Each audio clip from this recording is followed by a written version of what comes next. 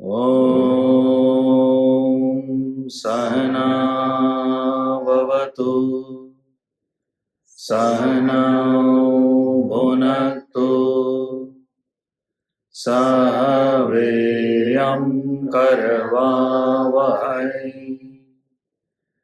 Tejasvinavaditamastu Ma Vidvishavai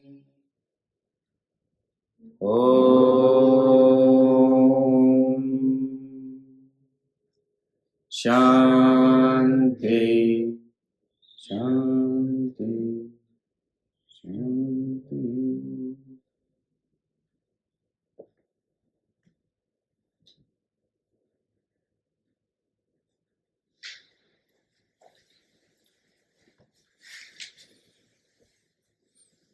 So last time we completed verse 27 of chapter 2. Certain indeed is death for the born, and certain is birth for the dead. Therefore, tasmat, you should not grieve over the inevitable.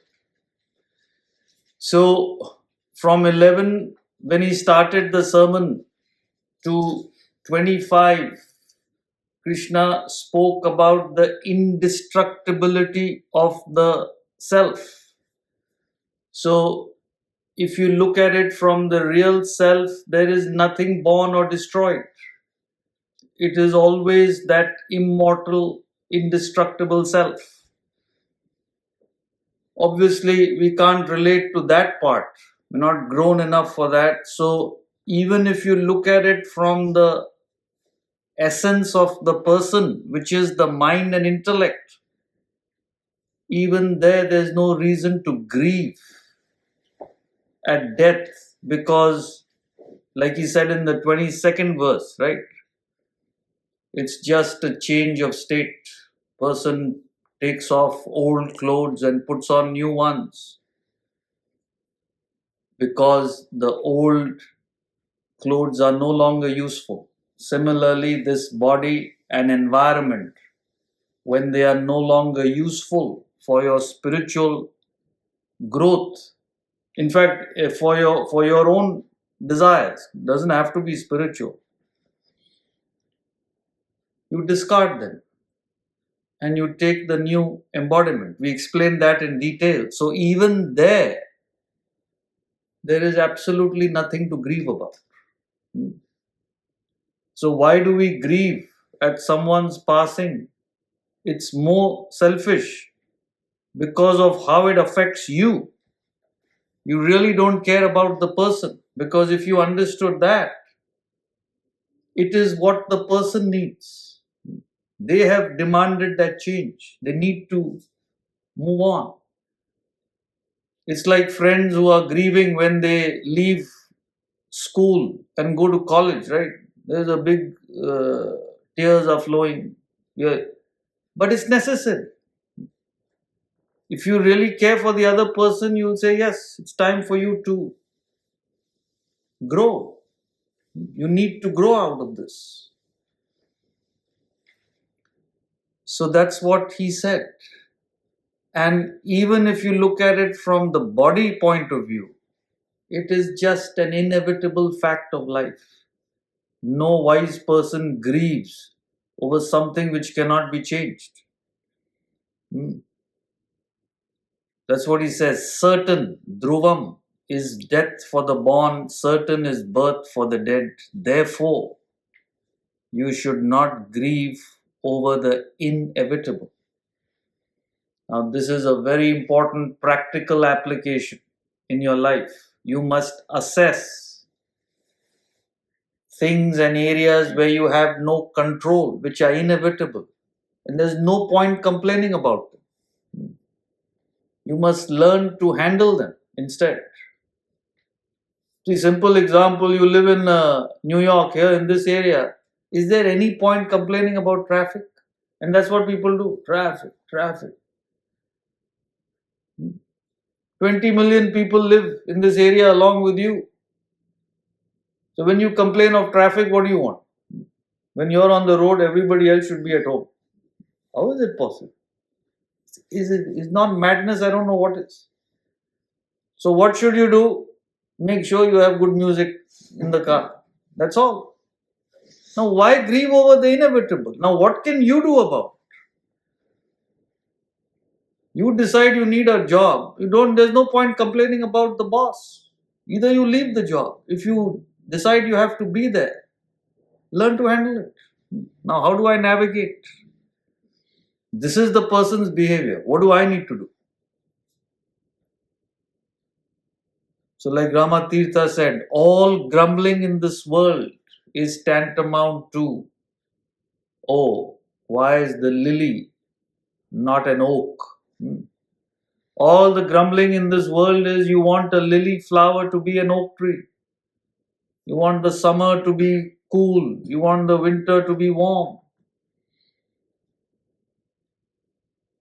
It's absolutely absurd. That's what he says. Therefore, you should not grieve over the inevitable.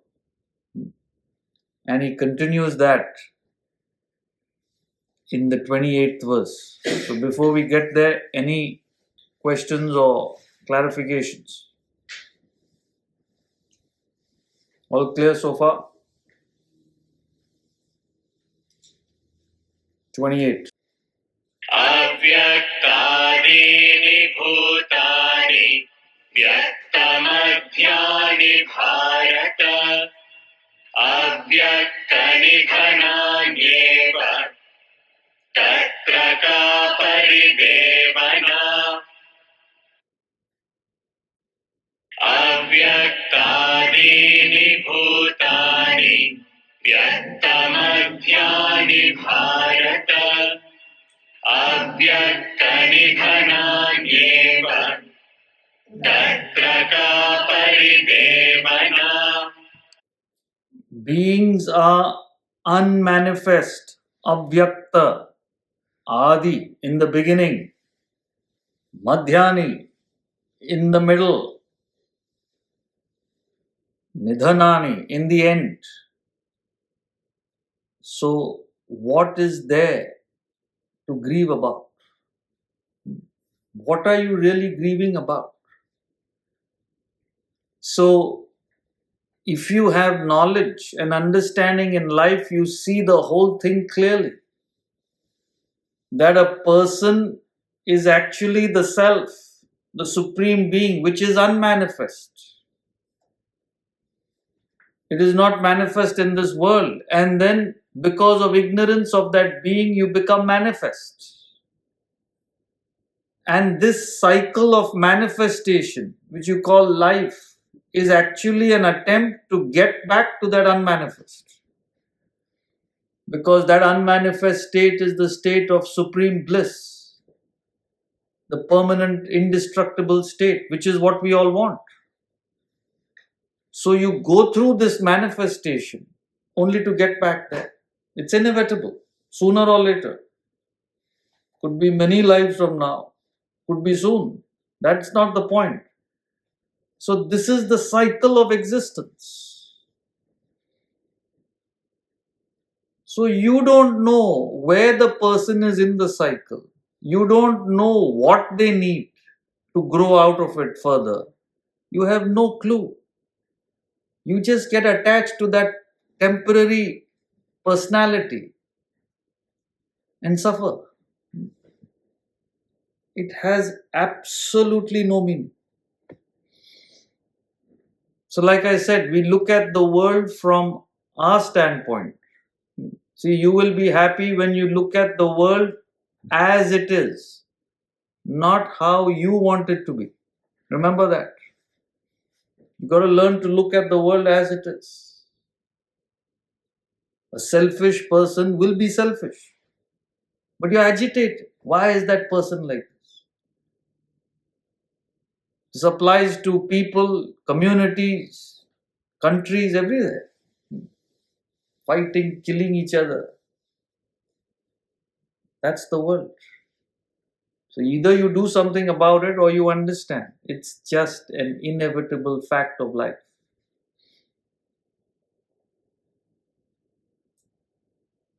So what you need to do is focus on what is your role.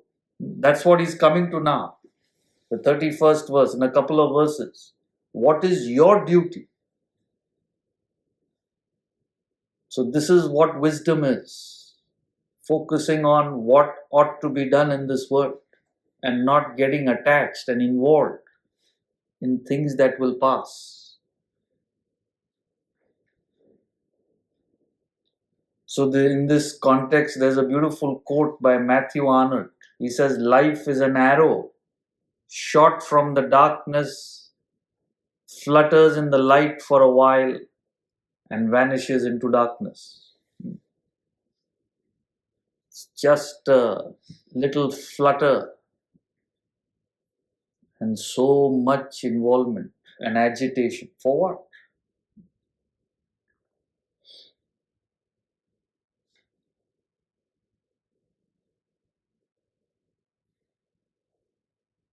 So there was that post somebody showed me, there is a young girl, and in the mirror it's the same image of that girl who's old, she's seeing herself in the mirror, is completely old. And what was the caption? What was it? Showed me. It's not far away. Life is short, or whatever, something like that. You believe it's just a little phase, which is so short. You waste your time in those temporary phases and then suffer. So focus on what is the whole plan of nature.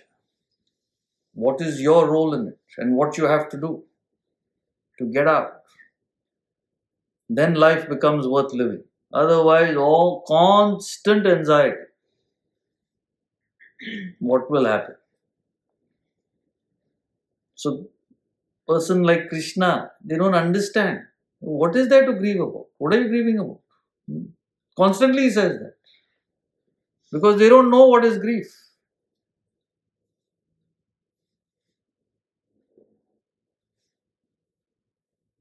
Yes, Umesh, you had a question? Yeah, Gautamji, this verse and this group of verses explicitly talk about or support the theory of reincarnation. Right. Is this the first time, or has that been brought up some other place or other time in some Upanishads? Upanishads. This is all in the Upanishads. Not by the time of the Gita, it was a common knowledge. Everybody lived their life understanding it. So that's why he's talking as a matter of fact. So the thing is, if you don't understand the whole picture of life, you get confused by this. How do you say there's first of all, nobody can say if somebody reincarnates or not. You don't know that. Nobody can prove it. But you have to understand the whole picture. Why is a person born? The reason you're born is because of desires. So when you die, the desires are there, you have to be born. It's cause and effect. And why are there desires? Because you don't know the self. So you're looking for something. Desire means you're looking for some happiness. So once you have it, which is enlightenment, why will there be desires? If there's no desires, why will there be birth? You're completely liberated. So they understood this in the Upanishads. In the Upanishads, where they explained it to answer your question. So like a caterpillar goes from one stalk. Once the stalk is exhausted, it's taken the juice or nectar from it, hops to the next. That is death, that is birth. In other words, what are you hopping around? Understand the purpose behind the whole thing. But if any of you wants the explanation, See, like I just said, those days it was a matter of fact. Everybody understood it. The explanation for it, I've given it in dots and dashes, but the full explanation is in the treatise, the book we're studying on Saturdays. So the chapter Law of Causation, fascinating, how he explains how everything functions on cause and effect, and birth and death is the same thing.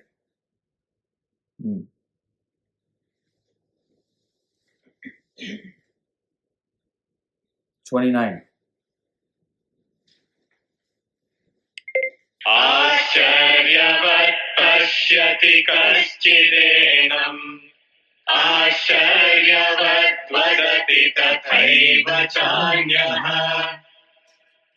आश्चर्यवच्चैनमन्यः शृणोति श्रुत्वाप्येनं वेद न चैव कश्चित्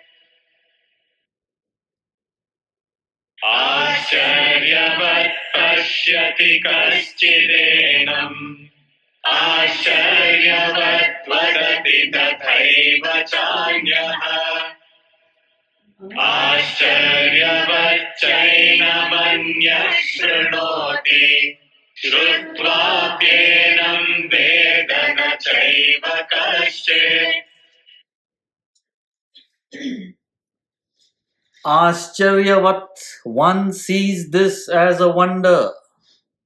Also another speaks of this as a wonder.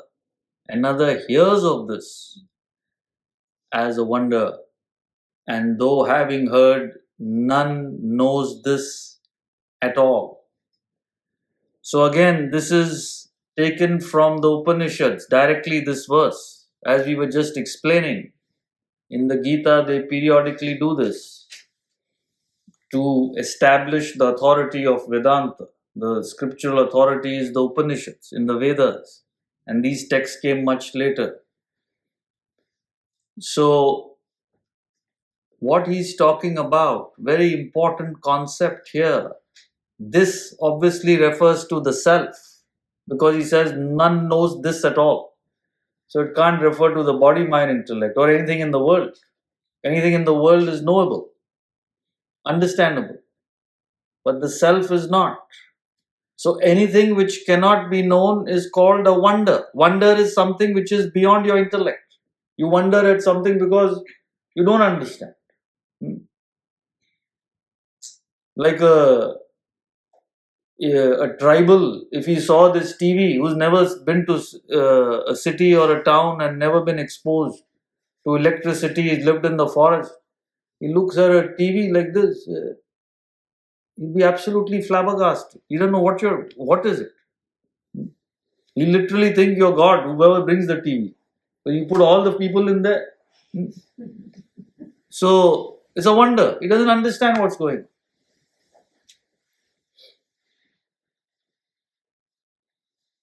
So,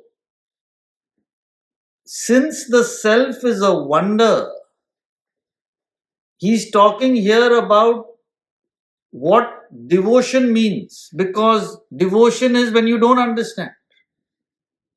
You feel it, but you don't understand what it is. So, how does devotion manifest? Is this feeling of wonderment. See, devotion is attunement to the self, which we don't know. I've told you repeatedly, if you can think of the self, that which is beyond all this, at least conceive it, without bringing yourself in the picture. In other words, not asking for anything for yourself. That is true devotion. The minute you put that condition, everybody in the world is disqualified. Because either people don't pray or don't care. Those who pray always do it for asking for something. Take care of me, my family, my community, whatever. Indirectly, directly. World peace. What are you asking? Go and do it. Go and... So, Remember this, devotion is if you can think of God, not asking for anything. Just keep that thought. Try it. It's impossible. Unless you're a real devotee. So, how can you attune to that unknown? I've told you many times, this world is nothing but a superimposition on that divinity. In other words, the divinity is the substratum of everything. It's the all-pervading reality. Where there's a divinity, you're seeing a world. It's a projection. So you don't know the self. But how you can attune to that is by attuning to its manifestation, which is nature, which itself is incredible. Imagine what the self must be if its manifestation is so amazing. Just look at anything. You see a fruit in your kitchen. I mean, it's incredible how from that mud and water comes a beautiful red, bright red apple. Packaged so well, you can just go and eat it. And that same thing which has come from dirt and water nourishes you. It's just unbelievable. I was talking to a gastroenterologist once, They said there are 5,000 different combinations of foods your body can sense. So it knows exactly how much acid, how much enzyme, what quantity of enzyme. How does it sense it? How does the body know I've eaten junk and not regular food and then give those extra enzymes to digest that? It's just incredible. You go on and on and on.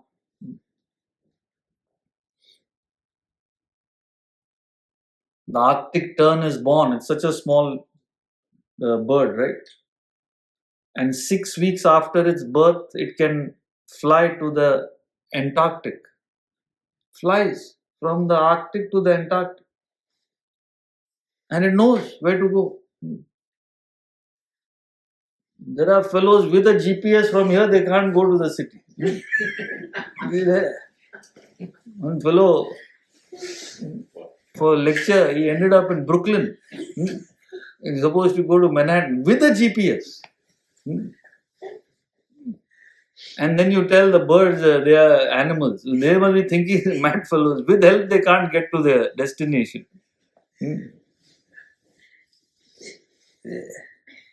So, that's what it is. So you can test your devotion as to how much wonder you recognize in nature. Somebody says, look at that beautiful sunset with all the colors. Big deal. What are we having for breakfast? This fellow, Sunset is thinking of breakfast. No, I'm sorry, sunrise. There are characters like that also, but he's saying beautiful sunrise. Hey, who cares? See, there's no attunement at all.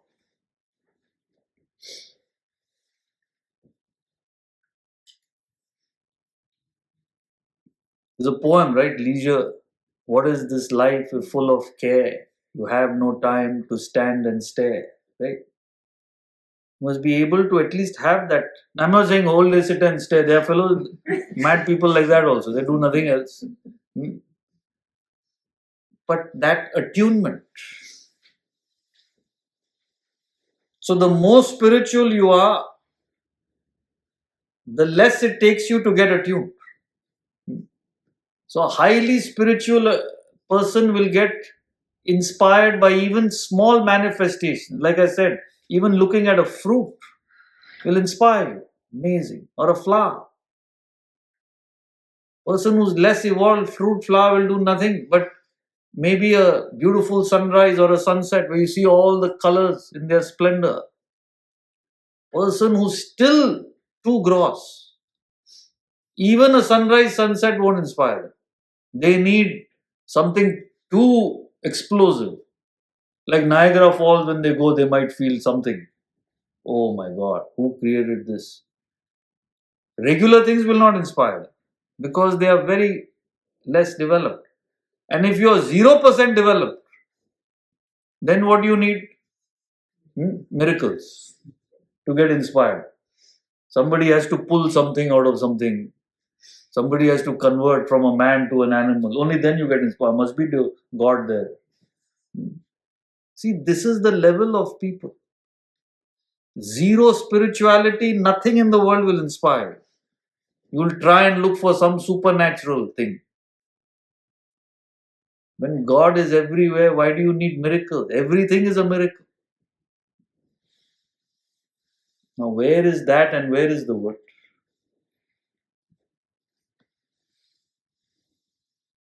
So, understand this hierarchy, friends. If you consider yourself spiritual, automatically that inspiration will come.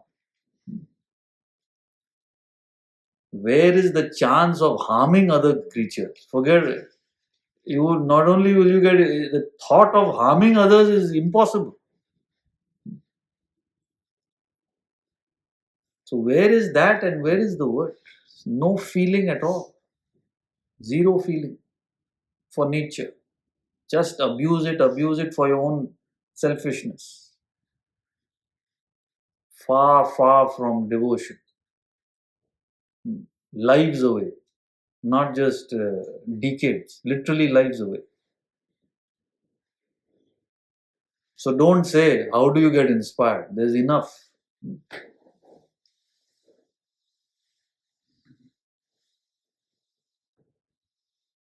How many times the heart beats in a day? Thousands of times. Thousands of liters of blood pass through your heart every day. It works, that pump. And it goes to every of those trillions of cells in your body, gets blood. And that waste of every cell is transported back through the blood into your kidneys, into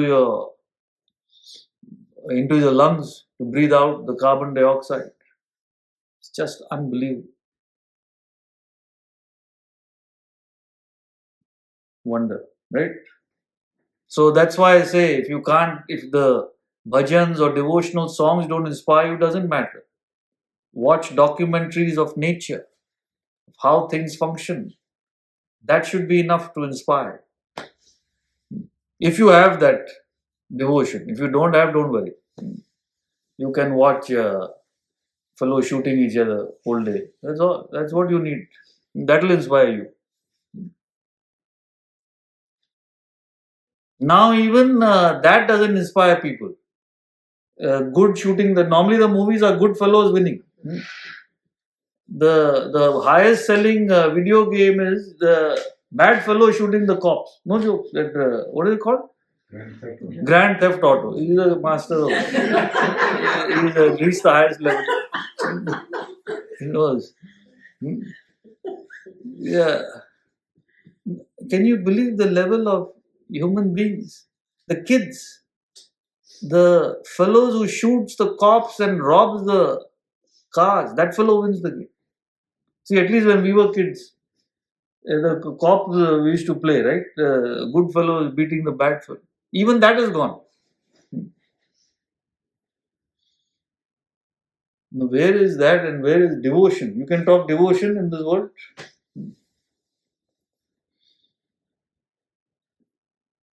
So save yourself. Learn these principles. Do not ask for anything. Enough has been given to you. Be aware of that. 2 eyes are working. That itself is a miracle. Go to the blind school or the home for the blind, you'll know 1 second what a wonder is going on every minute in your own life. Just to see, to hear, to eat, to digest. How long it takes for that dialysis? 4 hours. That is the modern. Otherwise, it's 8 hours. People's kidneys don't work. Your kidneys are working, no? What you're complaining, my boss was rude to me. Does it have any sense? Fellows go whole day, they are there in the dialysis, 4 hours, 5 hours, just so that kidneys can live. Wonder. Kidneys are working. That's what he's saying. That is devotion. So would such a person ask for anything when they are aware of all the things going on just to sustain you? To ask for something is not devotion. It is a unkindest cut of all, as Shakespeare says, the height of ingratitude.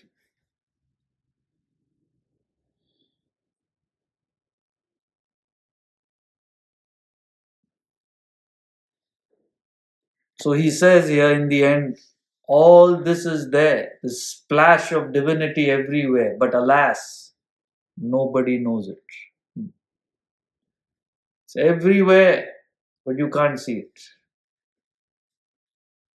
In the Atma Bodha, he says it's like the blind who says there's no sun. When there's a bright sun everywhere, he sees only darkness. So we are in spiritual darkness. We don't see the divinity, which is everywhere, every moment functioning. So at least attune to that through the functioning of nature, functioning of your own body, which is closest to you. See, I'm blinking right now. Every time you blink, there's a microfilm of tears that lubricates the eye. Otherwise, you'll be red. You can't live literally.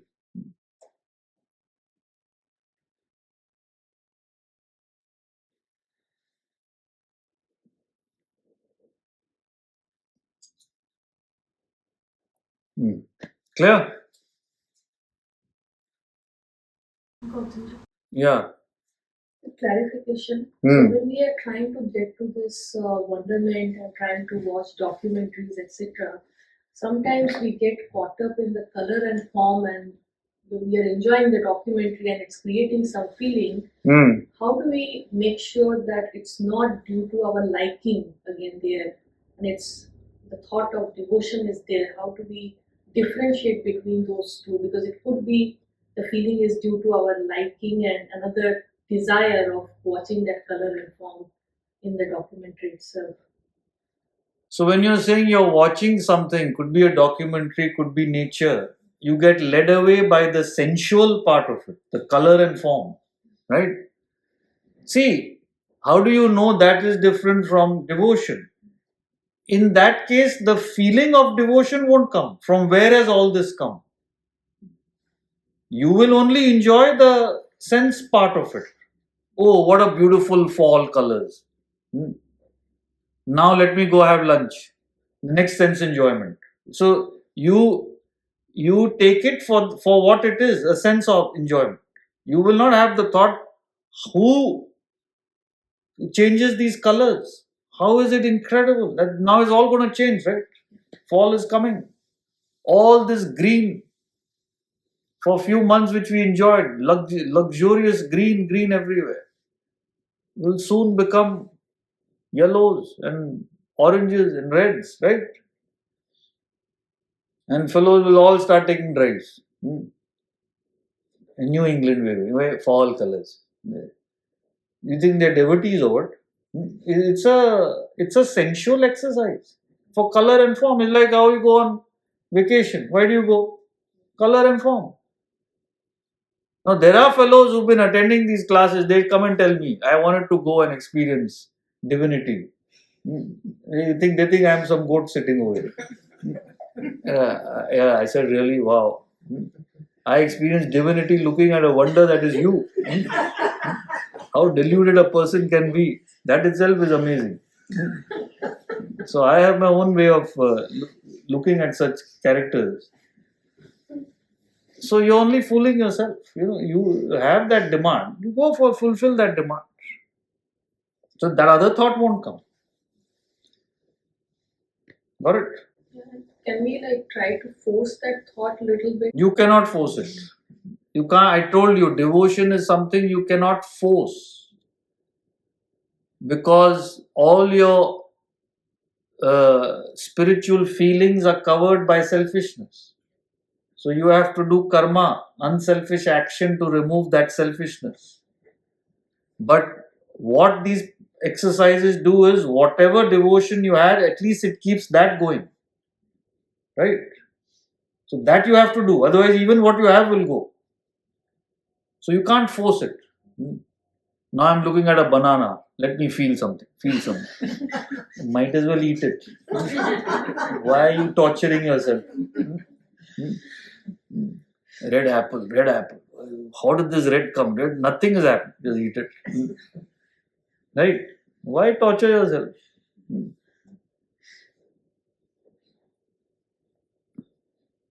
Yeah. So never force this. No feeling can be forced. See, forcing feelings is like you hate the sight of your mother-in-law. Can I force myself to love her? It's like saying that. So people don't know what they say when they say, so-called spiritual, you should love everybody. How? When I hate the sight of you, if you say love, love, you will start hating more. You'll get more frustrated. So nobody talks about the fact that what is impeding that feeling is selfishness. You work on removing that. That's through knowledge, through service, right? And the feeling will spring forth by itself. Got it? This concept of devotion, is it easier to attune to if your environment is an Eastern culture versus Western culture? Is the devotion easier to attune to if your culture is Eastern versus Western? Nothing like that. In the sense, it is, if you are brought up in an Eastern environment, the Eastern devotion will inspire you. Bhajans and all. So, Westerners who are brought up in a Western environment, their concept of devotion will inspire them, hymns and songs or whatever it is. But if you are a true devotee, whether Eastern or Western, anything spiritual, that will have that same intonation, right? But understanding the words gives it added impetus. That is the intellect. Feeling will remain. Get it?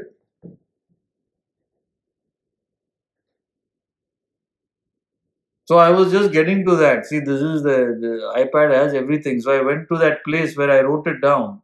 The notes. I was talking about the heart, right? The heart beats more than 100,000 times a day. Can you believe? 100,000 times a day. Is beating. Pumping 7,500 liters of blood. 7,500 liters, you don't have blood in you. It's again and again. He's talking about how much goes through the heart each day. 7,500 liters. So it goes in, gets pumped, again comes back, again gets pumped. Can you believe? One little organ. Have you ever thought of that? It's been doing it since the day you were born. So like that, see, blinking is 20,000 times every day. 20,000 times a day you blink. Have you ever thought of it? Do you even recognize it?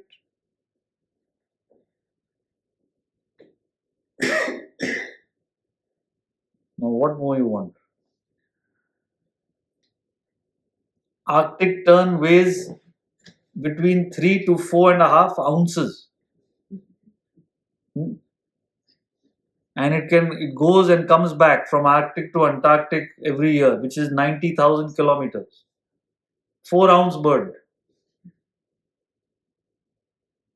4 ounces of food you have for one breakfast. Definitely more. 4 ounces, maybe baby has, yeah. So,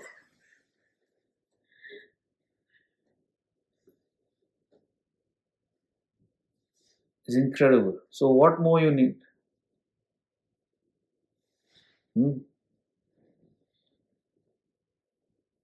So, in 30, he gives his final conclusion.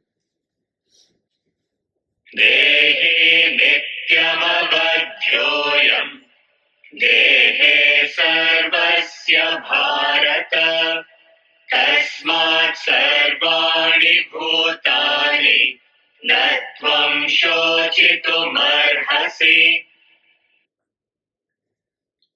Dehe nityamavadhyoyam Dehe sarvasya bharata Tasmat sarvani bhutani Natvam shochitumarhasi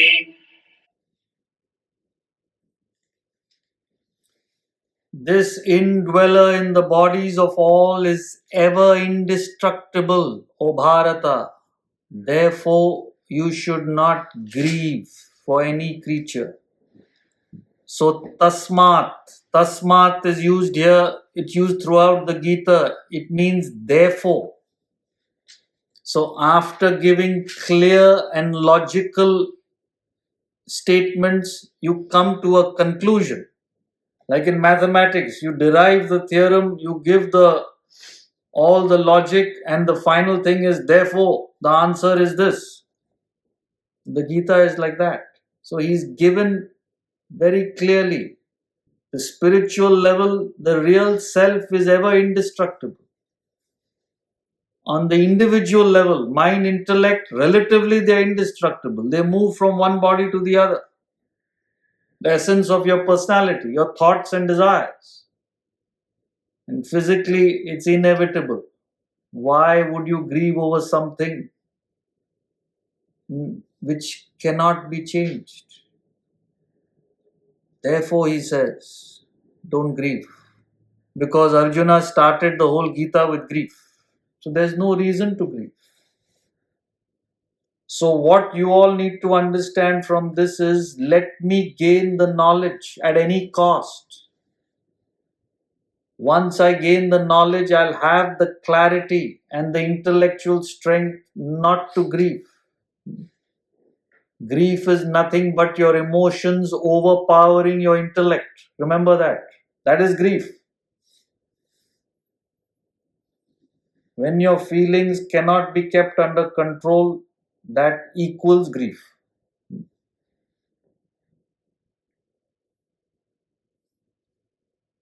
So, what do you need to do is what he starts now with topic 3, your duty to act, which is 31 through 40. So, now he comes to what Arjuna needs to do. Having understood the self is indestructible, having understood this body will die, the reason for birth and death, now you focus on your duty, which is how you should work to get to the self. That is what each one should focus on. That becomes your duty. Yes, Saurabh.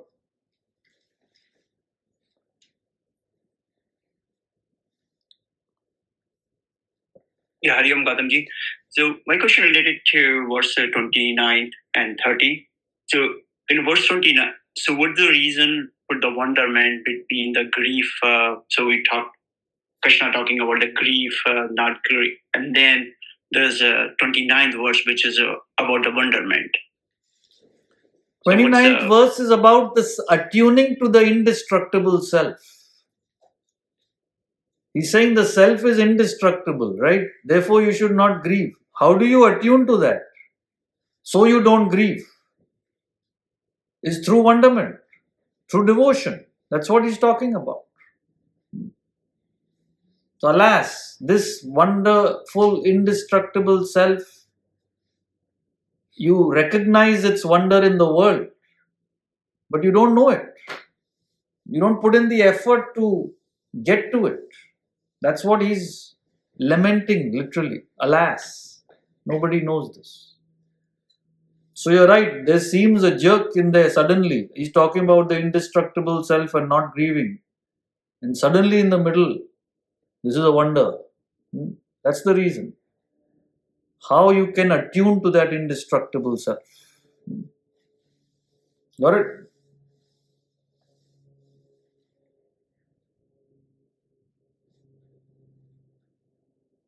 Yash?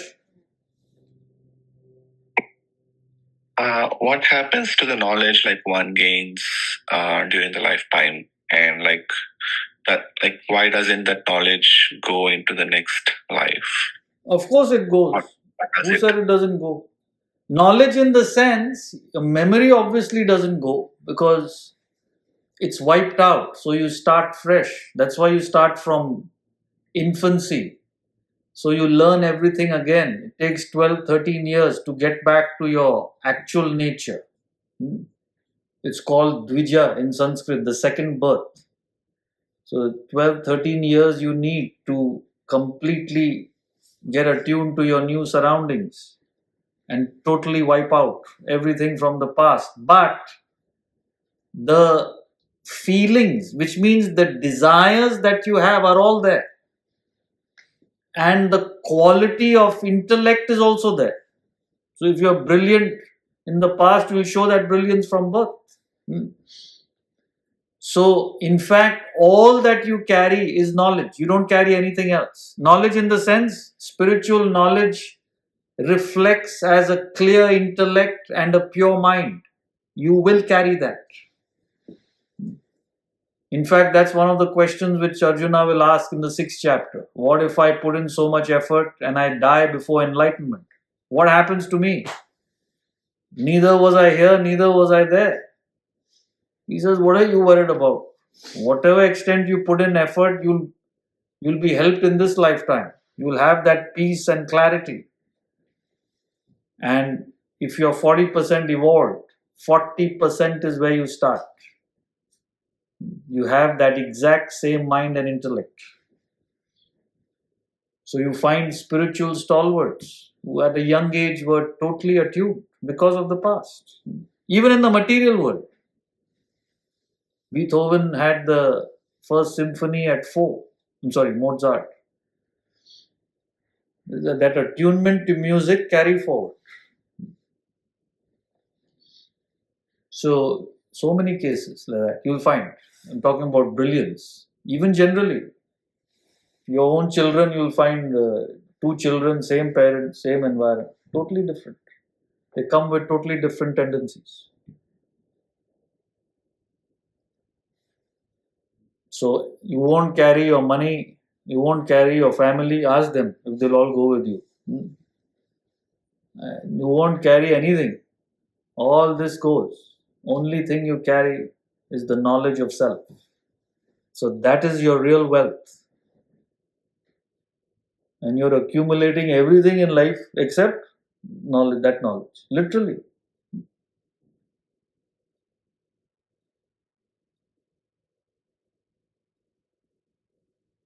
So person who's spiritual has no problem. So Kabira says, no, death also. जब तू आया जगत में जग हंसे तू रोए ऐसी करनी कर चलो तू हंसे जग रोए.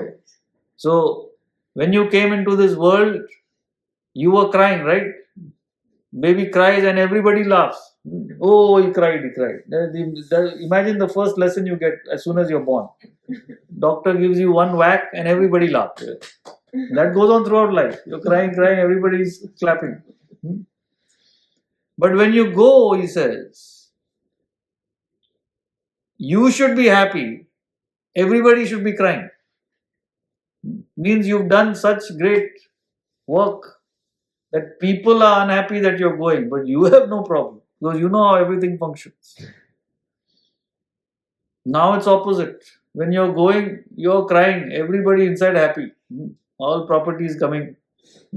Children are happy. All fellows very happy. and you don't want to go. It should be the opposite.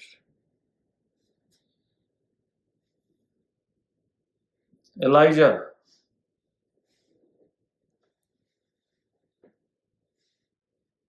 Mute him. Yeah, go ahead. First, thank you for making these lessons available. I have a question about prayer. I understand that we should approach our prayer or meditation with an attitude of thankfulness. So if we should not ask for more, and I understand the logic behind the miraculous state of life, how do we approach our prayer and meditation? Do we just do it with an attitude of thankfulness? Or, for example, my son has strep throat, and this weekend during my meditation, I have been trying to send like healing energy to him, and he has definitely, I prayed for him. So I've been asking for his healing. Is that not recommended or appropriate? And if not, then how should we approach a situation like that? Thank you. Give him medication. See, you must understand life functions on cause and effect. Cause of a disease is, like you said, you got an infection. Effect is the infection. The cause is a bacteria. So put in the cause to remedy it. Put in the medicine which fights the infection. What does prayer have to do with it? So you got to first recognize that. So the purpose of prayer is to intensify your attunement to the self. The goal of life is to gain self-realization, to become one with the self, with God. So prayer is that feeling that you want to become one with God. That's it. Nothing else. Anything else is asking for something. Anything else is selfishness. So true prayer is selfless. You don't want anything. You just want that oneness, which has nothing to do with you. In fact, to get to that state of self, you have to destroy all your selfishness. So the role of prayer is to destroy selfishness, not ask for something.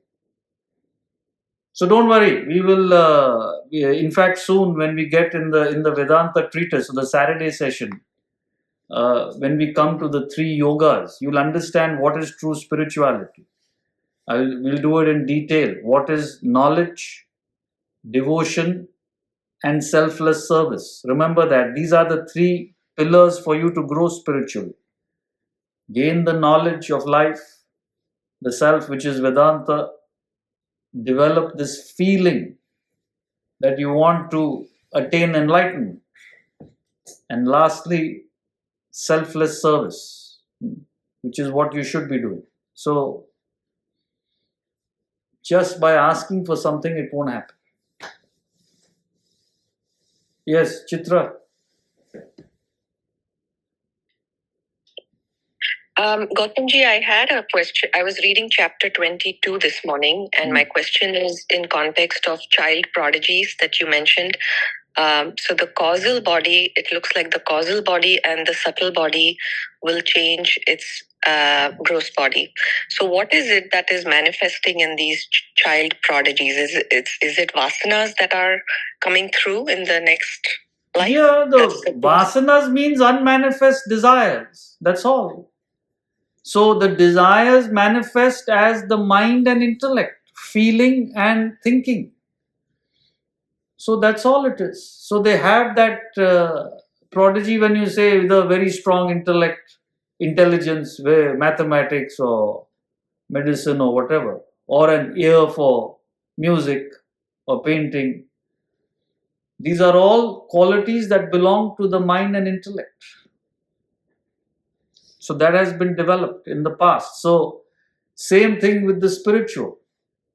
That wealth, the spiritual growth reflects as a clear intellect, sharp intellect and a pure mind, selfless mind. You will start with that.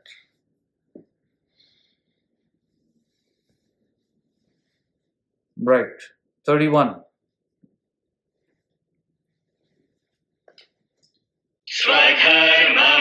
चावेक्ष्य न विकम्पितुमर्हसि धर्म्याधियुद्धात् श्रेयोऽन्यत् क्षत्रियस्य न विद्यते